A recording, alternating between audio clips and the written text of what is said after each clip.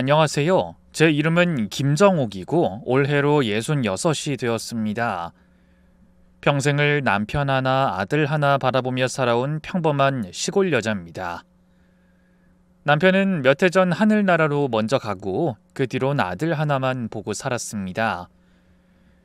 제 인생의 자랑이라고는 열심히 일해 아들 대학까지 보낸 것, 그리고 어디 내놔도 욕먹지 않을 만큼 사람 되게 키웠다는 것, 딱 그 두 가지뿐이었습니다. 그런 제가 얼마 전 며느리에게서 이런 말을 들었습니다. 이따위로 할 거면 아줌마 쓰는 게 낫죠. 그날 저는 말없이 제 짐을 챙겨 나왔습니다. 손주 얼굴을 못 보고 집 문턱을 나섰죠. 쫓겨난 거나 마찬가지였으니까요. 그 일 이후로 몇 달을 마음고생했습니다. 그래도 그 아이가 제 아들이 선택한 여자니까, 손주 엄마니까 어지간한 건 참으려 했습니다. 근데 말이에요. 이 참는 것도 정도가 있더라고요. 이 사람이 말입니다. 무시당해도 아무 말 못하고 억울해도 가만히 있으면 그게 인내가 아니라 호구가 되더라고요. 그 애가 저를 무시한 이유요? 아무래도 배운 여자라는 자존심 때문이었나 봅니다. 자기는 미국에서 공부하고 외국계 회사에서 일하고 영어로 회의도 하며 사니 가방끈 짧은 제가 무식해 보였겠죠.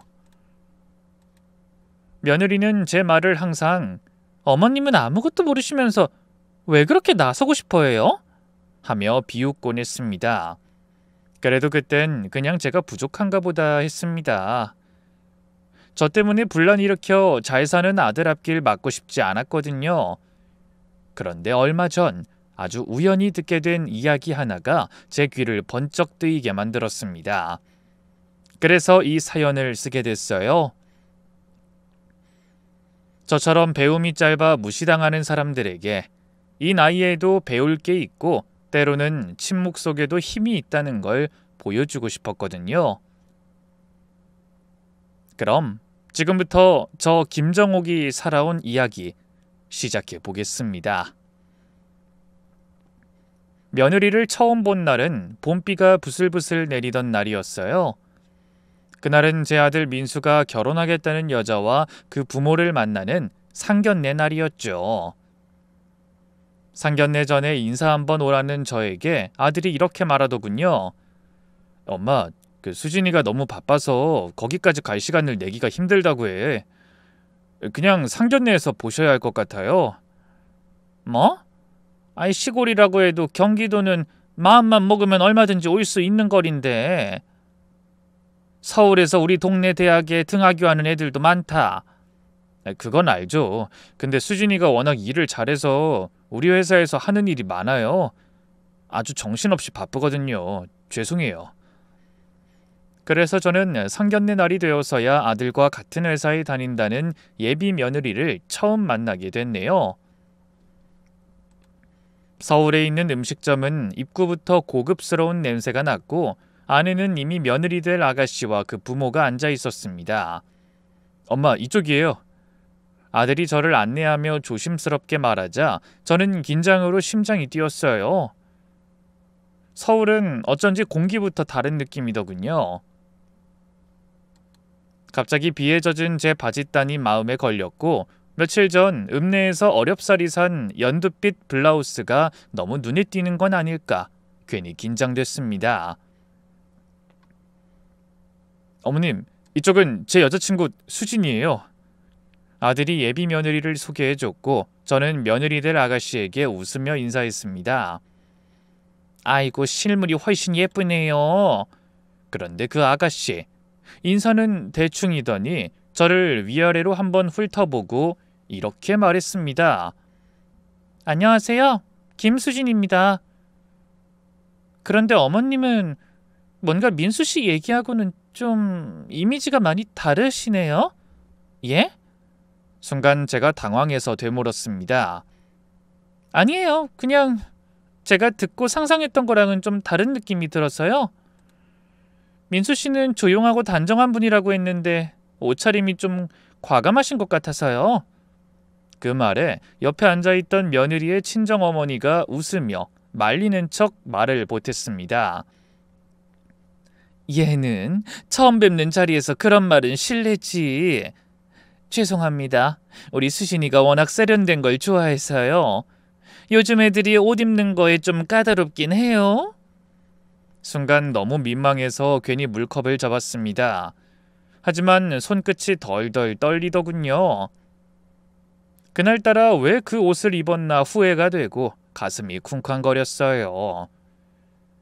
그 뒤로도 예비 며느리와 사돈들은 아, 예, 그러셨어요? 하며 제 말을 건성으로 넘겼고 아들하고만 열심히 얘기를 나누더군요. 그러니 꼭 제가 거기 있어선 안 될 사람, 초대받지 못한 손님처럼 느껴졌습니다. 하지만 둔한 아들은 그런 상황을 눈치채지 못하고 있는 것 같았네요. 그날 밤 집에 돌아와 혼자 거울 앞에 앉아 옷을 벗는데 참 서글프더라고요. 그 옷 나름 비싼 거였거든요. 아들의 상견례 날에 입으려고 열심히 고민해서 산 옷이었는데 예비 며느리의 말 한마디에 한순간에 촌스러운 천조각으로 전락했죠. 그래, 내가 무식하고 촌스럽긴 하지. 그렇게 자책하며 눈물을 찔끔거렸어요. 하지만 그땐 몰랐습니다. 그 아이가 그렇게 잘난 척할 만큼 대단한 인간이 아니라는 걸요. 그리고 언젠가 저에게 줬던 그 수모를 되돌려받게 될 거라는 것도 말입니다. 몇 달 후 드디어 아들의 결혼식 날이 되었습니다. 그날은 제 인생에서 참 기쁘고도 서러운 날이었어요. 남편 잃고 혼자 고생하며 키운 외아들이 결혼한다고 생각하니 만감이 교차하며 눈물이 나올 것 같아 꾹 참았습니다. 식장에 도착하니 벌써 며느리 쪽 친척들이 북적북적 하더라고요. 다들 인상도 반듯하고 말투도 점잖고 딱 봐도 잘 배운 도시 사람들 같았죠. 헌데 그날도 결혼식이 끝나고 사진 촬영을 하려는데 며느리가 제 옷을 흘낏 보더니 또 이런 말을 하더군요. 어머님, 혹시나 다음에 저랑 외출할 일 있으시면 옷은 제가 골라 드릴게요. 아무리 한복이라고 해도 격이 너무 떨어지잖아요. 이젠 저하고도 남이 아닌데 그러고 다니시는 거 더는 못 보겠네요. 그 순간 내가 뭘 그렇게 촌스럽게 입었나 싶은 생각에 고개를 숙였습니다. 제 옷은 여느 신랑 엄마들이 입는 것과 비슷한 수준이었고 한 달 전 시장에서 새로 맞춘 한복이었어요. 그런데 옷차림으로 결혼식에서까지 며느리에게 지적당할 줄은 몰라 어이가 없더군요. 그래서 속으로 혼자 생각했죠. 이게 요즘 며느리들인가? 그날 밤 결혼식 끝나고 집에 돌아와 신랑 신부가 찍힌 사진을 보며 괜히 혼자 눈물이 났습니다. 아들 웃는 얼굴이 보기 좋고 잘 자라서 결혼한 게 감격스럽기도 했지만 한편으로는 왠지 모르게 며느리에게 기가 눌려 제가 작아지는 기분이 들어서 서글펐네요. 그날은 그렇게 울며 잠이 들었습니다. 그게 아들을 장가보낸 첫날, 제 말 못할 심정이었죠. 얼마 후 아들이 결혼한 지 석 달쯤 지나자 서울 아파트에 신혼살림을 차린 둘은 저를 자주 불렀습니다. 물론 처음엔 반가웠어요. 그래도 이제 나를 시어머니 대접해 주려나? 하는 기대도 있었고요. 하지만 그건 제 착각이었습니다. 어머님, 제가 요즘 너무 바빠서 통 살림할 시간이 없어요. 청소랑 빨래 좀 해주실 수 있죠? 사실 저녁에 친구들이 집들이 하러 오기로 했는데 집이 너무 엉망이에요. 혹시 간단히 정리 좀 부탁드려도 될까요? 저는 그 간단이라는 말이 결국엔 거실부터 화장실, 싱크대까지 싹 치워달라는 말이라는 걸 몇 번을 당하고 나서야 알았습니다. 처음엔 고마운 내색이라도 있었죠. 어머님 덕분에 살았어요. 진짜 어머님 아니었으면 어쩔 뻔했는지 모르겠네요. 근데 그 말도 딱 3번 가더군요. 그 뒤로는 저를 불러 살림시키는 걸 그냥 당연한 일처럼 생각하는 것 같았어요. 그러더니 어느새 며느리가 저에게 지시하듯 말하기 시작했습니다. 그리고 그런 태도는 손주를 낳고 더 심해졌죠. 어머님, 아기 이유식은 이렇게요. 아, 그리고 청소는 베란다까지 싹. 정리하면서 물건 위에 먼지도 좀 닦아주세요. 그렇게 살아가던 어느 날이었어요. 그날은 오전부터 참 바삐 움직였습니다. 밥도 제대로 못 먹고 손주 이유식 만들고 세탁기 돌려 빨래 널고 청소기 밀고 걸레질까지 끝냈을 땐 오후 3시가 넘었더랬습니다. 지쳐서 소파에 앉아 잠깐 기대 쉬고 있는데 현관문이 삐 소리와 함께 열리더니 며느리가 들어섰습니다. 어머님, 일은 다 하셨어요? 저는 서둘러 일어나 웃으며 말했죠. 그래, 그 청소도 다 했고 애도 밥 잘 먹었고. 그런데 며느리가 집안을 한번 훑어보더니 한숨을 푹 쉬며 말했습니다. 제가 생각한 거랑은 좀 다르네요. 이게 청소를 다 하신 거예요? 그럼 이 먼지는 뭐예요? 순간 황당함으로 제 얼굴은 일그러졌습니다. 소파 옆 선반 위를 손가락으로 훑는 며느리는 그걸 저에게 보여주듯 손을 들고 서 있었어요. 이건 좀 아니지 않아요? 먼지가 다 그대로 있잖아요. 그 말투는 부탁이 아니라 평가였습니다. 며느리는 마치 시험을 끝낸 학생을 다루듯 저를 평가하고 있더군요. 그날 밤 집에 돌아와 손바닥을 보니 물집이 잡혀 있었고 어깨는 뻐근하고 무엇보다 마음이 서러웠어요. 내가 왜 이러고 사는 거지? 내가 아들 집에서 일해주며 눈치 보고 손주 봐주며 한 소리 듣고 이게 시어머니가 맞는 걸까? 아니면 거기까지 생각하자 또 눈물이 흐르더군요. 며칠 후엔 더 황당한 일이 있었습니다. 며느리가 전화를 걸어왔는데 목소리가 무척 가벼웠어요. 무슨 일인가 싶어 제가 물으려는데 먼저 신이 나서 떠들더라고요. 어머님, 저 이번 주말부터 친정 식구들이랑 해외여행 가기로 몇 달 전에 예약했거든요. 근데 갑자기 민수 씨도 급한 출장이 잡혔어요. 그래서 부탁 좀 드리려고요. 애 좀 봐주세요. 그리고 집에 오시는 김에 냉장고 정리도 해주세요. 아 참, 욕실 타일 곰팡이도 좀 신경 써주실 수 있죠? 한참 말을 듣고 있다가 제가 조심스레 물었습니다. 몇 박 며칠이니? 5박 6일이요. 아 근데 걱정하지 마세요. 애 입힐 옷은 제가 다 준비해뒀거든요. 근데 청소는 어머님 스타일 말고 제가 알려드린 방식으로 해주세요. 그 말에 선뜻 아무 말도 나오지 않았습니다. 그래서 한참 만에 용기를 내 이렇게 말해봤죠. 그렇게 길게 놔도 힘이 들 것 같구나. 나 말고 다른 데 부탁할 곳은 없겠니? 네? 그게 무슨 말씀이세요? 다른 것도 아니고 어머님 손주 부탁드리는 거잖아요. 한참 전에 예약한 거고 날짜가 임박해서 지금 취소하면 한 푼도 못 건진단 말이에요. 뭐 특별히 바쁜 일을 하시는 것도 아니면서 갑자기 왜 그러세요? 아니 나한테 미리 말을 한 것도 아니잖니. 당연히 될 줄 알고 그랬죠. 뭐 그럼 어떡해요? 어머님 때문에 몇백을 날리라는 말씀이에요? 그래서 저는 또 하는 수 없이 알았다고 했습니다. 그제야 며느린 한시름 놓겠다며 웃더군요. 전화기 너머로 들리는 며느리의 웃음소리가 그날따라 유난히 멀게만 느껴졌습니다. 며느리는 저를 시어머니로 대하는 게 아니라 그저 무급 도우미 정도로 생각한다는 걸 다시 한번 느낄 수 있었네요. 하지만 그때까지만 해도 저는 스스로를 다독이며 이렇게 말했습니다. 그래도 내 손주 봐주는 일이잖아. 민수가 잘 살려면 내가 참고 견뎌야지. 하지만 그땐 정말 몰랐습니다. 며느리가 여행에서 돌아오고 나서 힘들게 일한 저에게 어떤 말을 할지, 그리고 그 말 한마디가 마지막까지 참아오던 제 인내심을 내려놓게 만들 줄은요.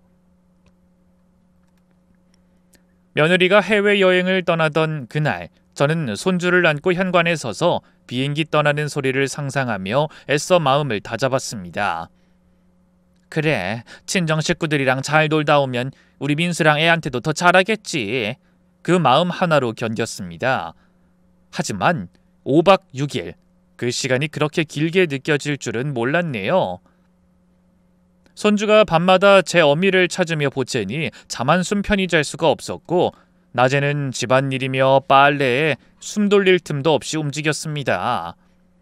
그리고 드디어 며느리가 돌아오는 날, 저는 아침 일찍부터 거실을 정리하고 욕실 타일 곰팡이 닦고 냉장고 정리까지 마쳤습니다. 미리 끓여둔 미역국에 고기도 넉넉히 넣었어요. 다녀왔습니다. 그 말과 함께 문이 열리고 여행 떠났던 며느리가 집 안으로 들어섰습니다. 명품 쇼핑백을 몇 개 들고 햇볕에 탄 얼굴로요. 굉장히 기분 좋아 보이는 표정이었죠. 어머님, 애는요? 밥 먹고 놀다가 막 잠들었다.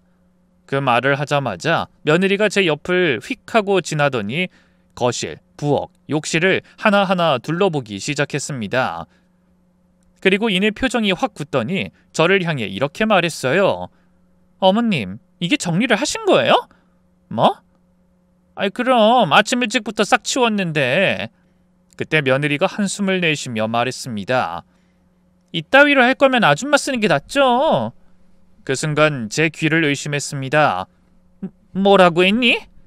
제가 알려드린 정리 방식 있잖아요.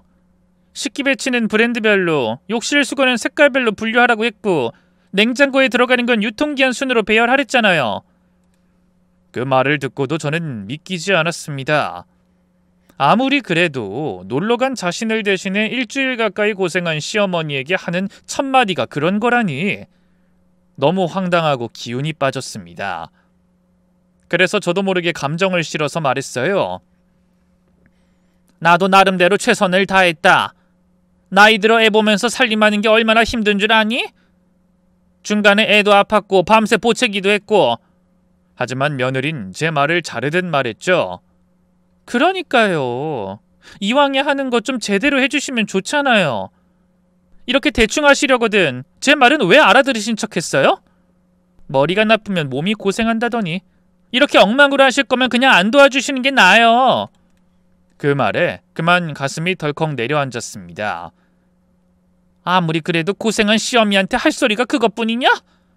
그 순간 며느리가 냉랭하게 대꾸하더군요. 죄송하지만 어머님 마음대로 살림하고 애 봐주는 거 너무 마음에 안 들어요. 도대체 말귀를 왜 그렇게 못 알아들으시는 거예요? 그러더니 저를 똑바로 바라보며 말했습니다. 다음부턴 그냥 아줌마 구할게요. 어머님은 이제 저희 일에 신경 쓰지 마세요. 그리고 전 피곤해서 좀 누워야겠으니까 이제 그만 가주세요. 그 순간 억장이 무너지는 것 같았습니다. 그래서 아무 생각도 떠오르지 않아 기계적으로 답했죠. 그래 알겠다. 그렇게 대답을 마치고 방으로 들어가 제 진보다리를 챙겼어요. 옷 몇 벌과 아들 내외에게 먹이려고 바리바리 싸운 반찬통이 전부였죠. 그걸 꼭 끌어안고 현관문을 나서는데 퍼뜩 손주 생각이 났습니다.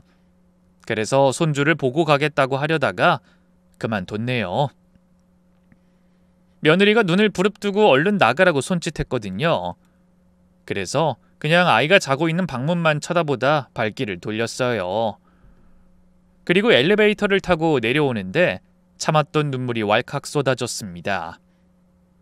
내가 뭘 그렇게 잘못했나? 너무나 허탈해 가슴에 구멍이 난 것 같았어요. 그날 밤 저는 잠 못 들며 뒤척이다 마음속으로 다짐했습니다. 언젠간 이렇게 시험이 무시한 걸 꼭 후회하게 만들어줄 거야. 그렇게 부질없는 다짐을 하며 울었네요. 그런데 한참을 울다 지쳐서 눈을 감아도 속에서 천불이 나는 것 같아 도저히 잠을 이룰 수가 없었습니다.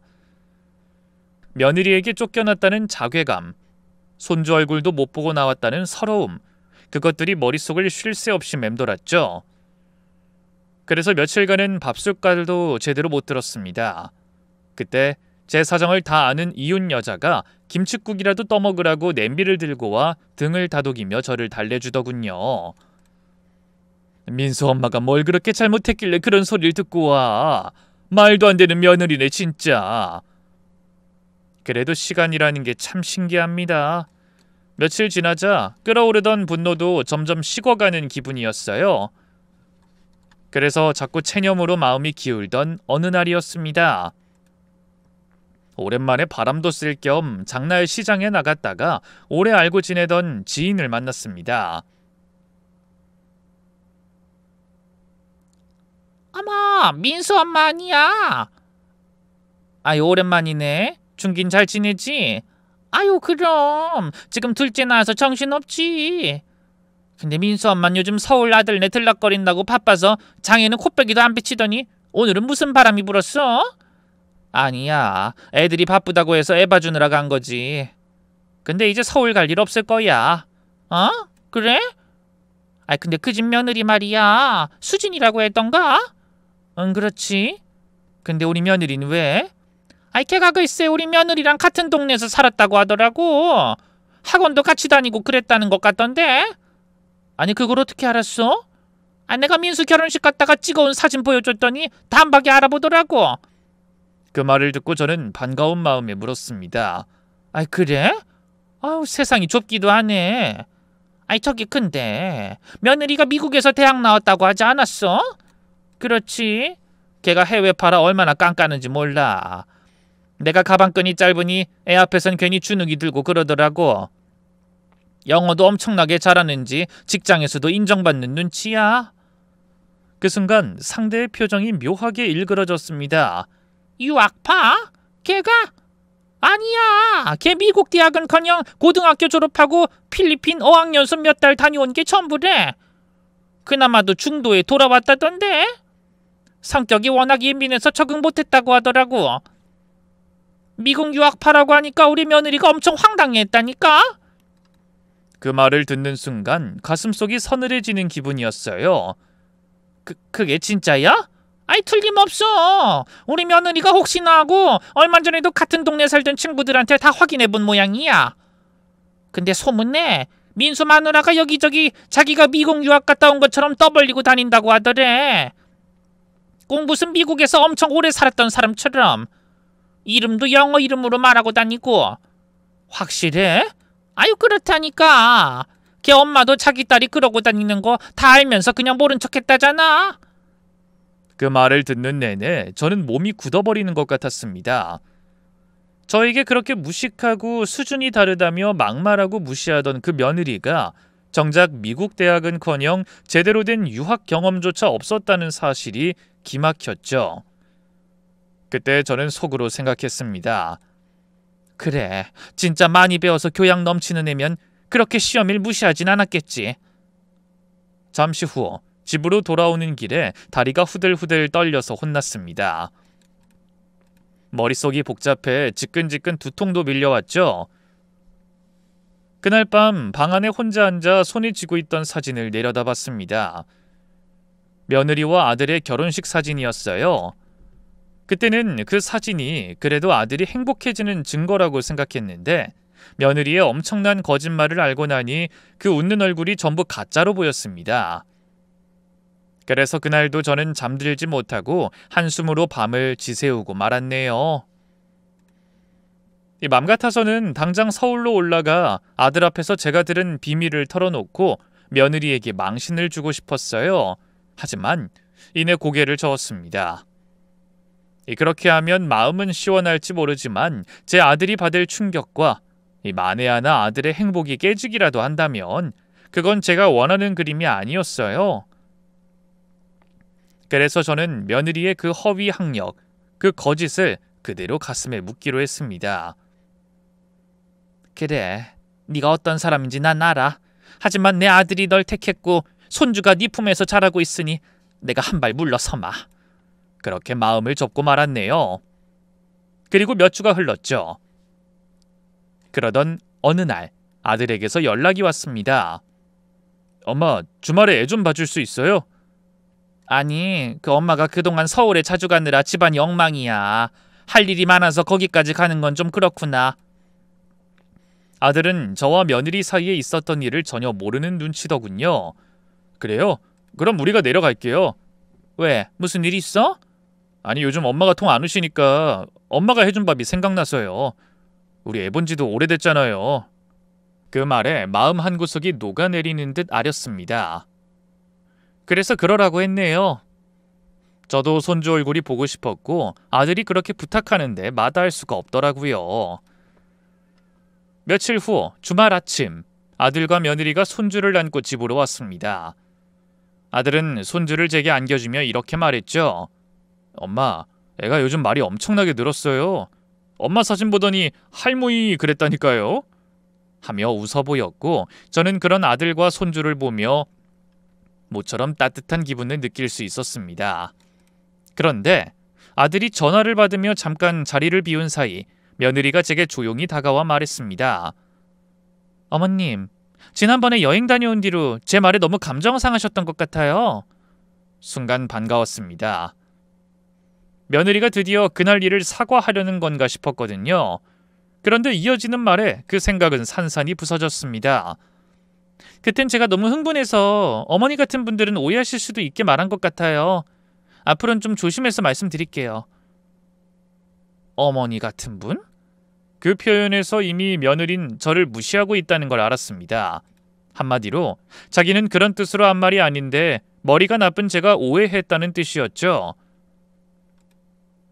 그래, 나이 먹으면 말 한마디에 상처받을 수도 있다. 앞으로는 신경 쓴다니 고맙구나. 그렇게 억지로 대답하며 넘겼지만 속은 다시 부글부글 끓기 시작했습니다. 그래도 저는 열심히 움직여 찌개며 전이며 부지런히 상을 차렸어요. 그러자 아들이 한 입 먹고는 손가락을 치켜들며 말했죠. 우와, 역시 우리 엄마 손맛. 야, 아무도 엄마 음식은 못 따라가. 하지만 며느린 숟가락을 들어 국을 한번 맛보고는 인상을 쓰며 말했습니다. 어머님, 죄송한데 이 된장국 좀 짜네요. 저희는 음식 짜게 안 먹거든요. 그래? 우린 이렇게 먹어버릇해서 다음엔 좀 덜 짜게 하도록 하마. 아, 그리고 앞으로는 요리할 때 위생에도 좀 더 신경 써주셔야 할 것 같아요. 아까도 보니까 달걀 만지고 손을 대충 닦으시던데요. 달걀 껍데기에 세균 많다는 거 모르세요? 좀 크면 애도 밥을 먹을 텐데 애 음식을 그렇게 위생관념 없이 하시면 저희가 여기 와서 밥 먹기가 좀 불편하거든요. 그런 며느리의 말에 저는 할 말을 잃었고 그제야 아들이 나서서 한마디 하더군요. 수진아, 그 정도는 괜찮아. 나도 엄마가 해주는 밥 평생 먹고 살았어도 건강하기만 하잖아. 엄마한테 너무 직설적으로 그러지 마. 하지만 며느리는 어깨 한번 으쓱하더니 제게 이렇게 말했습니다. 어머님, 기분 나쁘게 들으셨다면 죄송해요. 근데 저는 직설적인 성격이라 그냥 솔직하게 말씀드리는 편이에요. 그 말을 듣는 순간 저는 결심했습니다. 더는 며느리가 무슨 소리를 해도 기대하지 말아야겠다고요. 불과 몇 시간 전에 저에게 말 조심하겠다더니 자기가 한 말도 기억 못하는 모양이었죠. 그리고 몇 주 뒤 아들이 갑자기 회사 일로 출장을 가게 됐다며 손주를 하루만 맡아줄 수 있겠느냐고 연락을 해왔습니다. 원래 며느리와 아들이 번갈아가며 애를 어린이집에 맡기고 출근하는데 며느리도 그날은 일찍 나가야 한다고 하더군요. 저는 고민이 됐지만 손주 생각에 마음이 약해졌습니다. 며느리에게 반강제로 쫓겨난 이후 그 집에는 발길을 끊기로 결심했지만 손주는 걱정된 겁니다. 그래서 결국 애한테 무슨 죄가 있나 하는 생각에 허락하고 말았네요. 며칠 후 저는 이른 아침에 아이를 보기 위해 아들네 아파트로 찾아갔습니다. 혹시라도 늦으면 며느리가 성질을 낼까봐 첫 차를 타고 서둘렀더니 예정보다 한참 일찍 도착했더라고요. 그래서 조심스럽게 문을 열고 들어갔는데 며느리가 씻고 머리를 말리는지 드라이하는 소리가 요란하게 들렸어요. 그 바람에 제가 들어오는 소리를 못 들은 모양이었죠. 그때 전화벨이 울리더니 며느리 목소리가 들렸습니다. 안 싸더니 전화한 것 같더군요. 아, 진짜 짜증나. 또 시어머니 오시게 생겼어. 아니 뭐 어쩔 수 없으니까 부탁하는 거지만 솔직히 그 사람 오면 집 공기부터 답답해져. 저는 순간 저도 모르게 숨을 죽였습니다. 자기 마음대로 집 여기저기 손대고 음식은 얼마나 짠 줄 알아? 거기다 그 촌티나는 옷차림은 또 어떻고. 그리고 우리 시어머니 뭐 냄새도 좀 나. 거름 냄새 같은 거 있잖아. 그 말이 제 가슴에 날아와 비수를 꽂았습니다. 그냥 내가 환기 잘 시키고 음식 만들어 놓은 건 몰래 다 갖다 버리면 돼. 내가 자꾸 성질 내니까 이제 애 아빠도 싫은 소리를 하더라니까. 괜히 부부싸움 안 하려면 내가 맞춰주는 척 해야지. 몰라. 이래서 무식한 사람 상대하면 피곤한 건데. 어쩌겠어. 안 보고 살 수도 없고. 순간 손끝이 떨리고 눈앞이 아찔해졌습니다. 하지만 혼자 남을 손주를 내버려 두고 뛰쳐나갈 수가 없어 그날 하루 종일 부글거리는 속을 달래며 아이를 돌봤네요. 그날 밤 늦게 퇴근해 온 며느리가 아무렇지도 않은 표정으로 물었습니다. 어머니, 애는 낮잠 잘 잤어요? 그 말에 저는 고개를 들었습니다. 그리고 또렷한 눈으로 며느리를 바라보며 말했죠. 수진아. 네, 어머님. 오늘로 마지막이다. 네? 그게 무슨 말씀이세요? 앞으로는 어떤 일이 있어도 내가 이 집에 오는 일 없을 테니 다음엔 아무리 급한 일 있어도 나 부를 생각하지 말아라. 순간 며느린 당황한 듯 입을 달싹였지만 쉽게 뭐라고 말을 하진 못했습니다. 그래서 제가 다시 말을 이어갔죠. 나 아침에 네가 한 말 다 들었다. 내가 오는 게 그렇게 싫으면서 그동안 참느라 고생했다. 나도 왕복 서너 시간을 넘는 거리를 애 보러 다니기 힘드니 서로 편하게 살자.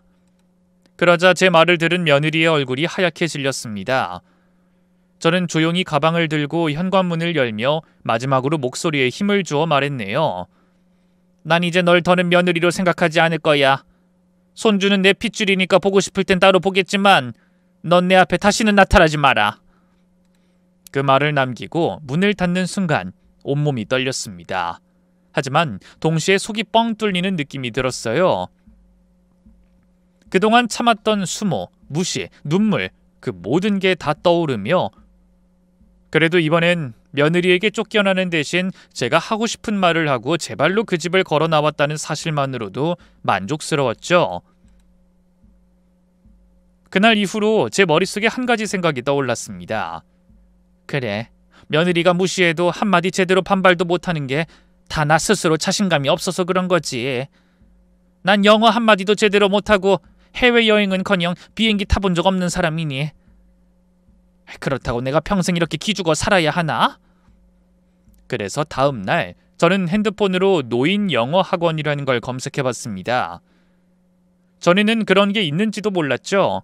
근데 요즘은 60대, 70대 노인들을 위한 왕초보 영어 교실도 꽤 있더군요. 강의 소개에 이렇게 쓰여 있었습니다. 영어, 늦었다고 생각할 때가 시작입니다.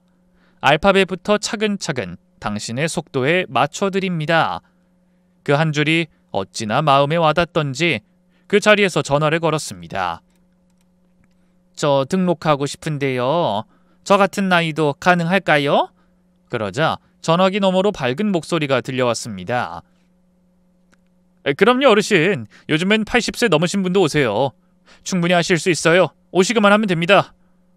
저는 그 말에 용기를 얻어 다음날 아침 바지런히 머리를 감고 옷도 단정히 차려입은 뒤 그 영어 학원으로 향했습니다. 학원으로 가는 길에 마음속으로 수없이 후회와 걱정이 밀려왔어요. 아유, 내가 이 나이에 무슨 영어야? 웃음거리 되는 건 아닐까? 나만 못 알아들으면 어쩌지? 하지만 막상 학원 문을 열었을 때 강사 선생님이 환하게 웃으며 맞아주니 걱정스러운 마음이 좀 가라앉았습니다. 어서 오세요. 김정욱 어르신 맞으시죠? 네, 맞아요. 저 영어는 정말 하나도 모르는데. 괜찮아요. A부터 시작할 거예요. 같이 한 걸음씩 걸어가면 됩니다. 작은 교실 안에는 저처럼 하얀 머리를 한 분도 계셨고 농사짓다 오신 듯한 점퍼 입은 분도 있었습니다. 저희는 다 같이 소리내어 말했죠. A, B, C.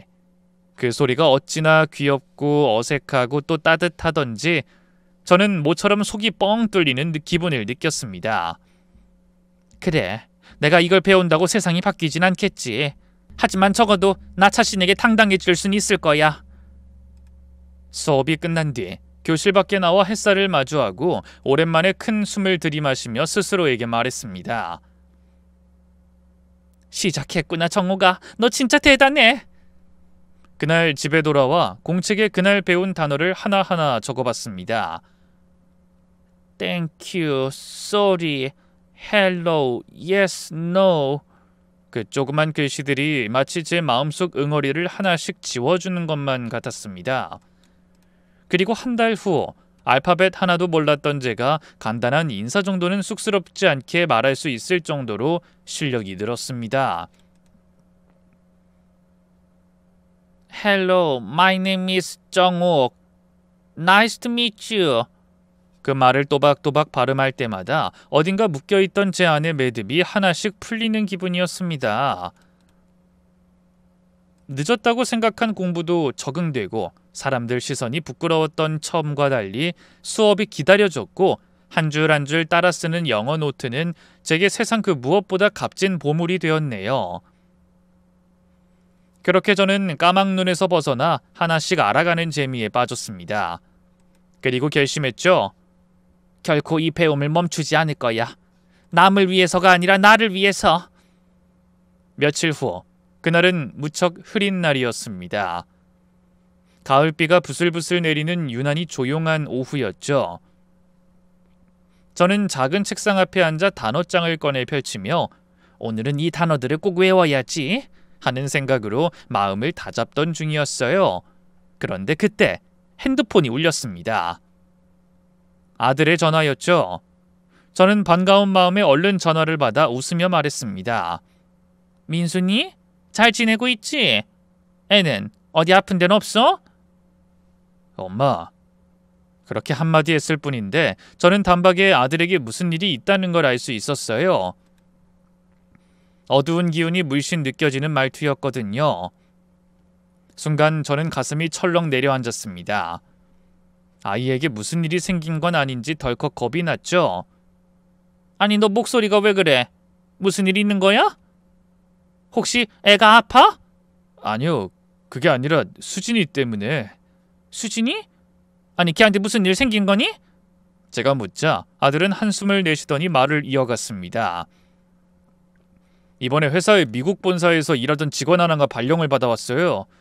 근데 그 직원이 수진이가 졸업했다고 한 그 대학을 나온 사람이래요. 그 말을 듣는 순간 저는 심장이 두근거리기 시작했습니다. 그래서? 그 직원이 수진이한테 학과 얘기를 하면서 같은 과였냐고 물었는데 수진이가 당황하면서 얼버무리다가 뭔가 이상하다고 느꼈나 봐요. 그래서 그 직원이 인사팀에 수진이 학력이 의심된다고 제보했어요. 근데 알아보니까 그 대학에서 수진이가 다닌 기록이 없다고 통보가 왔다네요. 참 어이가 없어서. 아들은 한참을 말없이 있다가 힘없는 목소리로 말했습니다. 지금 내부 감찰팀에서 정식 조사 들어갔어요. 그 일 때문에 회사 전체가 뒤숭숭해요. 그래서 저도 난처해서 죽겠어요. 저는 아무 말도 할 수 없었습니다. 그러자 아들이 다시 입을 열었네요.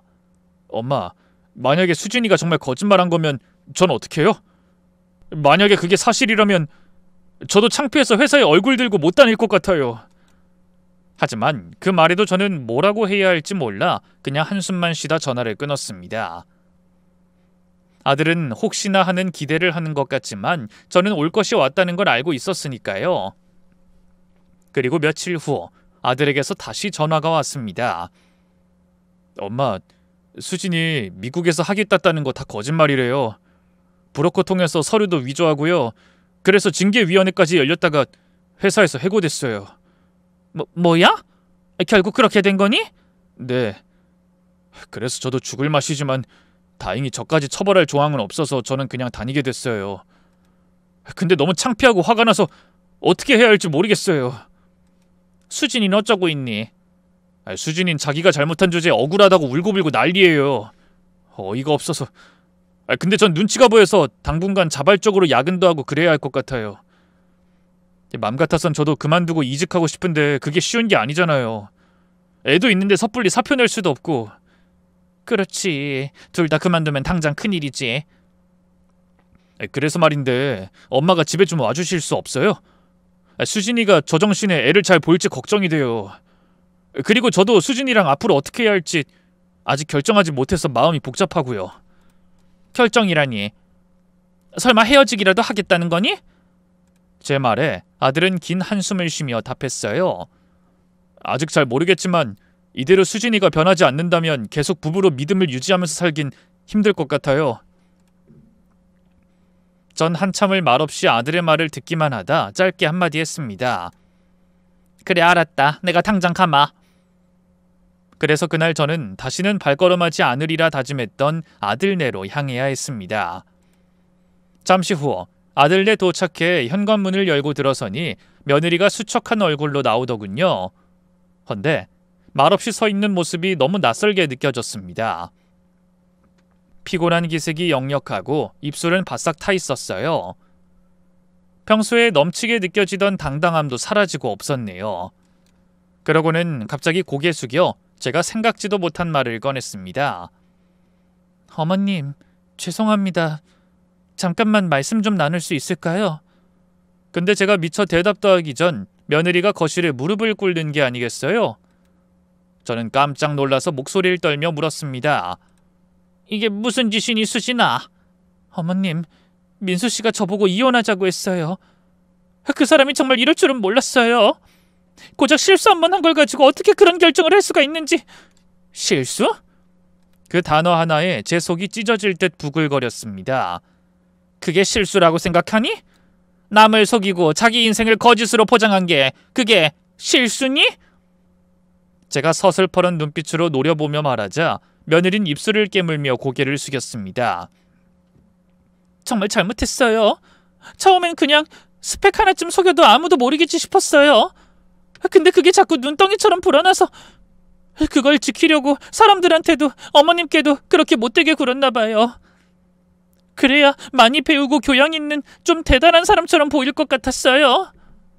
그 말이 제 가슴 깊숙한 곳을 찌르는 기분이 들었습니다.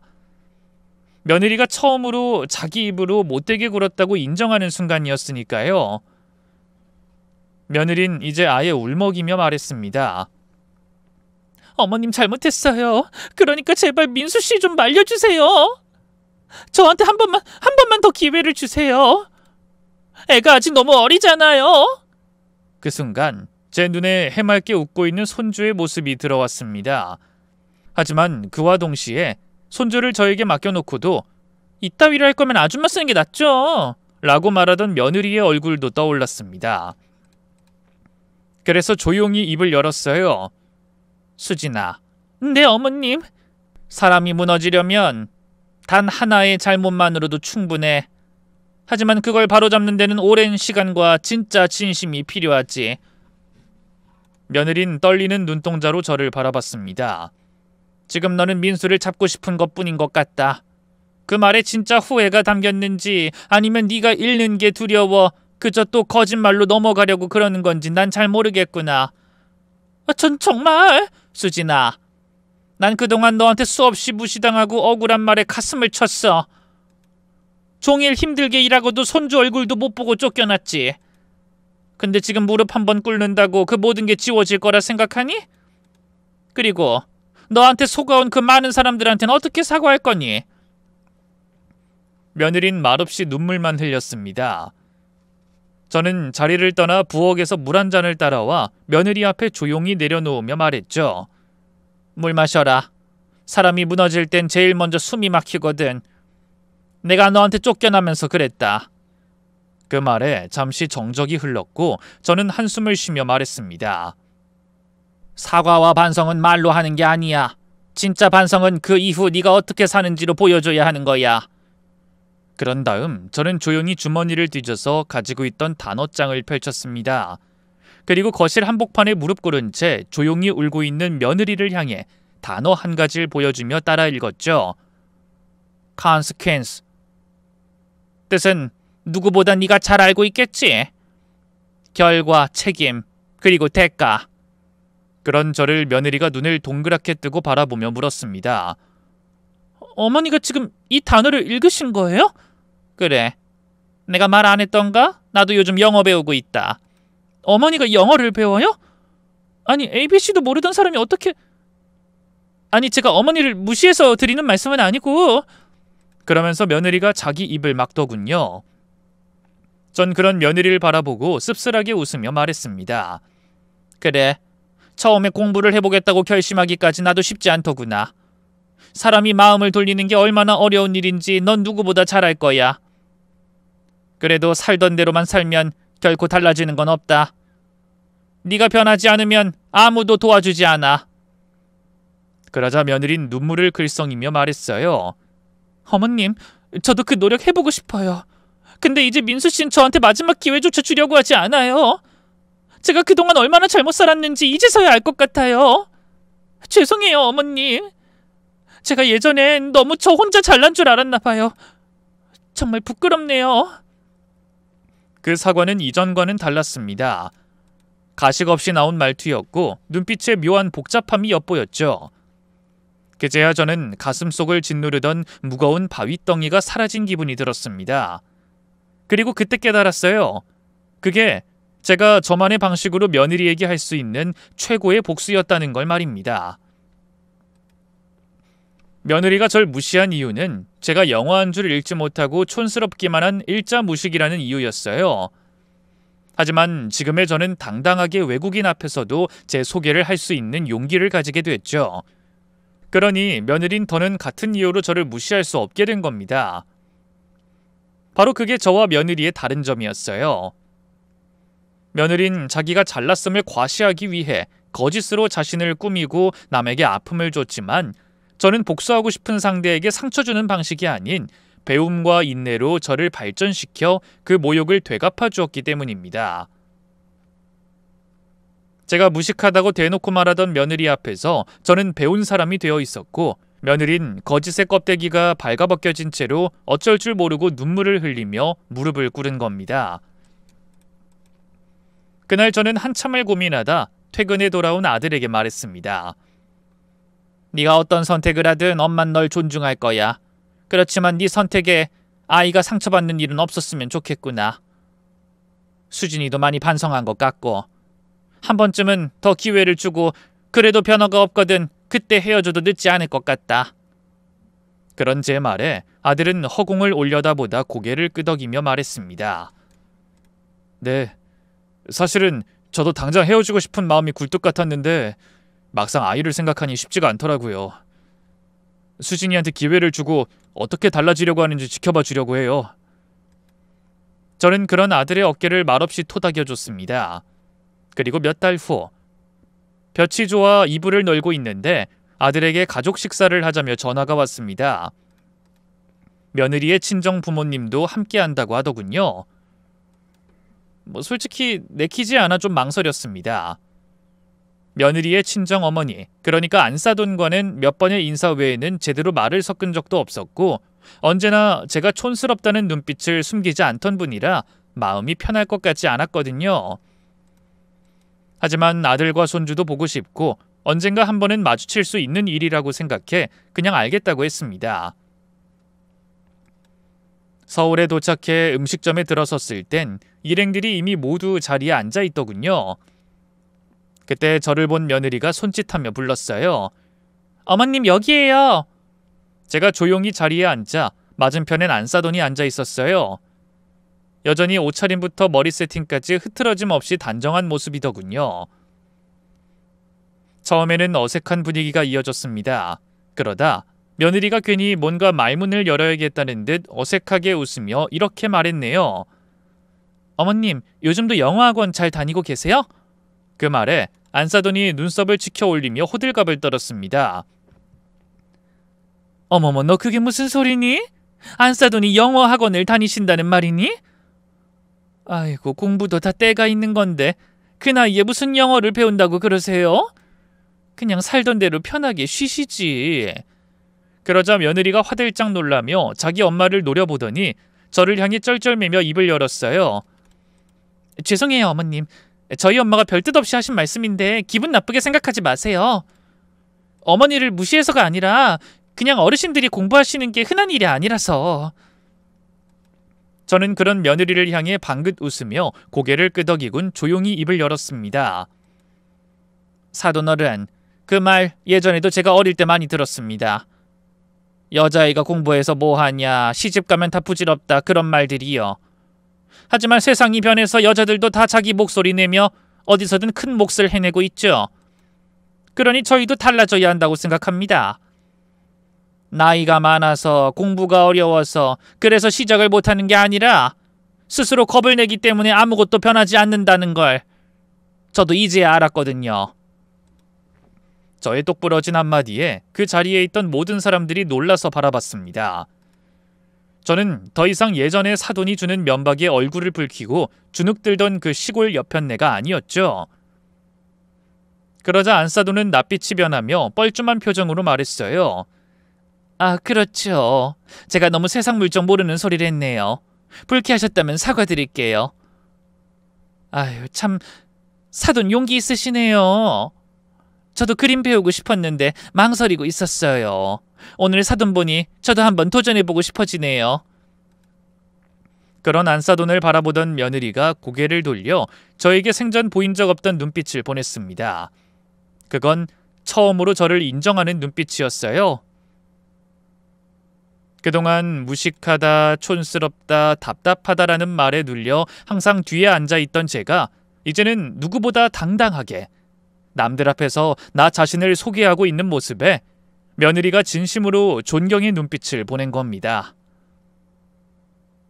그날 저는 식당을 나서며 하늘을 한번 올려다봤습니다. 먹구름이 걷히고 작은 햇살이 스며들고 있었죠. 그날 저는 스스로에게 인색하던 칭찬을 마음껏 해줬습니다. 잘했다, 김정옥. 빅토리 김정옥.